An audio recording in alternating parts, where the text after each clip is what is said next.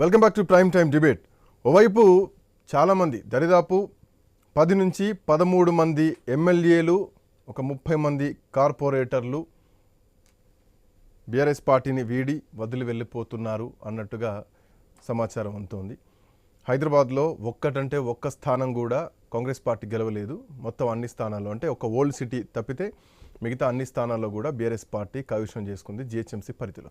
అట్లాంటి జిహెచ్ఎంసీ పైన కాంగ్రెస్ పార్టీ జెండా ఎగరేయాలంటే బీఆర్ఎస్ పార్టీ ఎమ్మెల్యేలందరినీ కూడా ఆపరేషన్ ఆకర్షకుడు మొదలుపెట్టింది కనిపిస్తోంది. ఇప్పటివరకు 6 ఎమ్మెల్యేలు ఉంటే మిగతా ఎమ్మెల్యేలను కూడా మొత్తానికి ఎల్పీని విలీనం చేసుకునేటువంటి పరిస్థితుల్లో కాంగ్రెస్ పార్టీ వచ్చేసింది.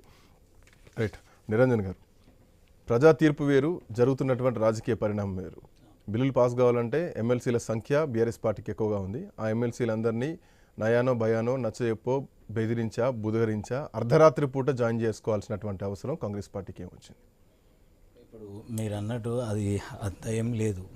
మాకు సంఖ్యాబలంగా ఉంది, ఎమ్మెల్సీ విధంగా కూడా వాళ్ళు సంక్షేమాల మీకు ఎమ్మెల్యే సంఖ్యాబలం ఒక 10 ఉండొచ్చు, అంటే మిత్రపక్షాలు కొంత సపోర్టింగ్ అన్ని చూసుకుంటే కనుక. అదే అయితే ఇక్కడ మనం అర్థం చేసుకోవాల్సింది ఏంటంటే సంక్షేమాల విధంగా, పథకాల విధంగా కాంగ్రెస్ ప్రభుత్వం బడుగు బలహీన వర్గాలకు చేసే విధానాన్ని నచ్చి అక్కడ ఉండే అసెంబ్లీ కాన్స్టిట్యున్సీలో ఉండే ప్రజా యొక్క వాళ్ళ యొక్క సమ్మతితోనే ఇప్పుడు ప్రతి ఒక్కరు వస్తున్నారు.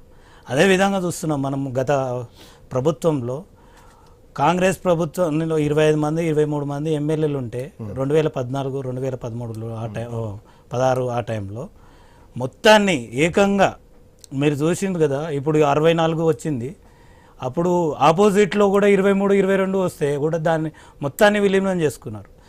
మనం అర్థం చేసుకోవాల్సింది ఏంటంటే ఆ యొక్క ప్రభుత్వం ఏది ఉంటే దాంట్లో కామన్ సర్వసాధారణంగా దేంట్లైనా వస్తుంది. దాంట్లో భాగంగా ఇప్పుడు ఈరోజు వస్తుంది. అదేవిధంగా ఈరోజు మనం చూస్తున్నాం సంక్షేమాల విధంగా మనము మీరు అందరు ప్రజలు చూస్తున్నారు. బస్సు కావచ్చు, బస్సు ఫ్రీ బస్సు కావచ్చు, రైతు రుణమాఫీ ఇప్పుడు రేపో మాపో రైతు రుణమాఫీ కాబడుతుంది.